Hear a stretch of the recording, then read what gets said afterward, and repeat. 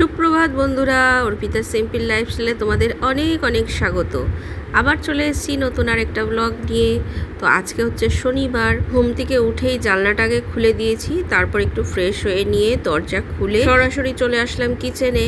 আর আজকে দেখো সকালবেলা আমাকে আর বেশি কিছু রান্না করতে হবে না।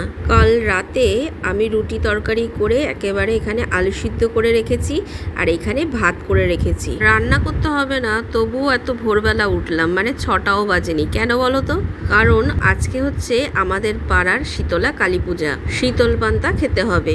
ওই জন্য কালকে রাত্রে দেখো ছোলার ডাল ভিজিয়ে রেখেছিলাম বড়া করব বলে। আজকে আমাদের যেহেতু শীতলা কালী পূজা, তো মা শীতলাকে ঠান্ডা করার জন্য জানোই তো শীতল পান্তা খেতে হয়। অনেক রাতে ভাত করেছিলাম বলে ভাতটা গরম ছিল, তাই ভোরবেলা উঠেই জলটা ঢেলে দিলাম। আর পুজো শুরু হয়ে গেলে তখন তো আর আগুন জ্বালানো যাবে না, ওই জন্য পুজো শুরু হওয়ার আগেই আমাকে বড়াগুলো ভেজে নিতে হবে। তার সঙ্গে সকালবেলা একটু চাও বসিয়ে দিলাম।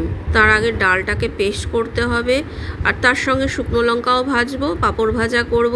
আর সোনুরও অফিস আছে, তো একেবারে ভেজে নিয়ে ওকে গুছিয়ে দেবো। ডালের বড়া তো করবই, আর আমি একটু বেশি করেই ডাল ভিজিয়েছি, মানে বড়া করে কটা আলাদা করে রেখে দেবো, পরের দিন ওটা তরকারি বানাবো ওই জন্য।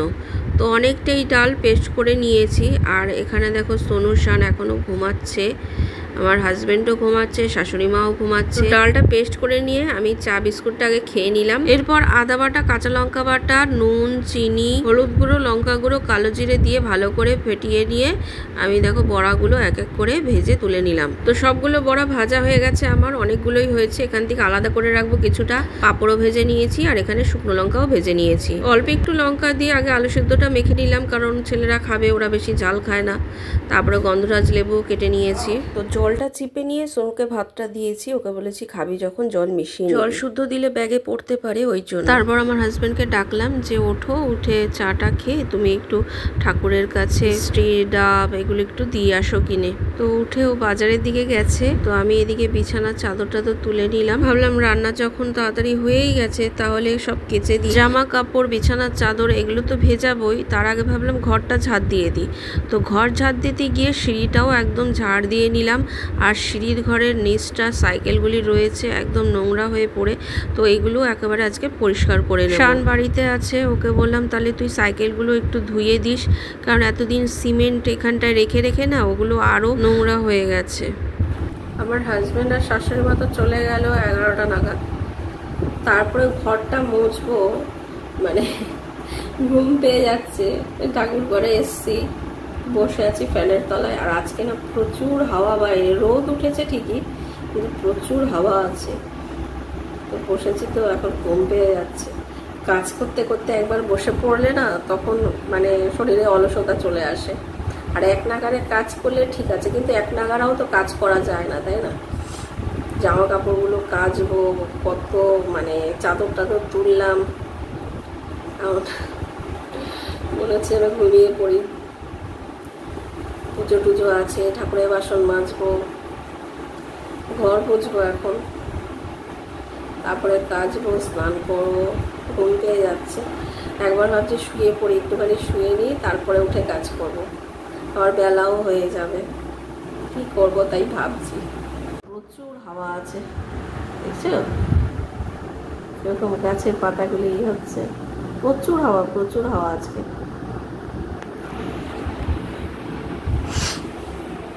শান্ত বাইরে সাইকেলগুলো রেখেছে, বললো ধোয়াবো, ধুয়ে তারপরে আবার ভেতরে ঢোকাবে। ওই সিমেন্টগুলো রাখা হয়েছে, আর কি অবস্থা করে রেখে দিয়ে গেছে, দেখেছে? পরিষ্কার করবে, কালকে বলে আসবে মিস্ত্রিরা, পরিষ্কার করবে। দোতলাটাও একদম নোংরা হয়ে রয়েছে। লিচি ক্রিম খেয়ে নি, দুটোই আছে। শানকে একটা দিই, আমি একটা খাই, দুটো খেয়ে নিই। তো আমি এদিকে ঘরটার মুছে নিলাম, শান ওইদিকে পাইপটা নিয়ে গেল সাইকেলটা ধোয়াতে। তাই এবার মেলে দিয়ে আসি। দুপুর 1টা বাজে, তখন মন্ত্র শোনা যাচ্ছে। সিমেন্ট সামনের চাকাটা ঠিক আছে, পিছনের চাকাটা সিমেন্ট পড়ে আরো এগুলি খারাপ হয়ে গেছিল বাবা। আর এখন পুজো বসেছে, আওয়াজ পাচ্ছিস? আমিও পুজো দিতে যাই। বাইরে সব মেলে দিয়ে আসলাম, প্রচুর রোদ। পুজো করে নিয়েছি, পুজো করা হয়ে গেছে। এবার যাই পোশাকটা নামিয়ে লাঞ্চটা করে নিই। দেখো বিকেলে গিয়ে জামা কাপড় তো নিয়ে এসেছি, কিন্তু ভাঁজ করা হয়নি, চাদরও পাতিনি আমাদের ঘরে। আর সোনু শানের ঘরে শান পেতেছে, সন্ধ্যা তো দিলাম, এখন জামা কাপড়গুলো ভাঁজ করবো, বিছানার চাদর পাতবো। সোনু চলে আসবে, আজকে শনিবার তো তাড়াতাড়ি চলে আসবে। আর শান টিউশন চলে গেল, ওর 2 জায়গায় পড়া আছে, 2 জায়গায় পড়ে তারপরে আসবে। রাতের আবার রান্না করব, দেখি সোনু এসে কি টিফিন খায়।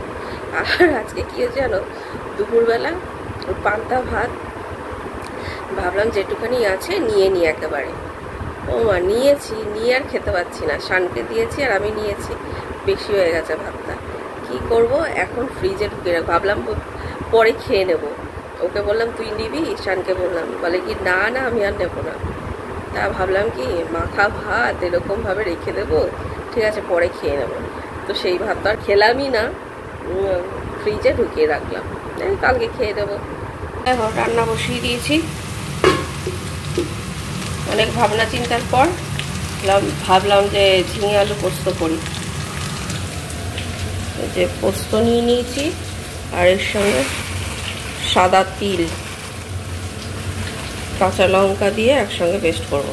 এখানে দেখো আমার ঝিঙে আলু পোস্ত হয়ে গেছে, আর আমি আটাটাও মেখে লেচি করে নিয়েছি। তো রুটিটা একেবারে করে নিলাম, দেখলাম যে সোনু আসলো, এসে বলছে আমাকে খেতে দাও, আমি কিন্তু আর রাত্রে খাবো না। তো রুটিটা করে ওকে দিয়েছি, তাও কিছুটা রুটি প্লেটে রেখে দিল, ওটা খেলো না, বলে আমি বাপির গাড়ি নিয়ে এসছি আবার বেরোবো। ওই একেবারে যেটুকুনি খেলো। আর এই সোনপাপড়ি খেলো। শান্ত টিউশন গেছে, এদিকে রাত 9টা 9:30টার দিকে এত হাওয়া ছেড়েছে, হাওয়া ছাড়লো, একটু ধুলোবালি উঠলো, এখন বৃষ্টি নেমে গেছে, বৃষ্টি পড়ছে, বিদ্যুৎ চমকাচ্ছে।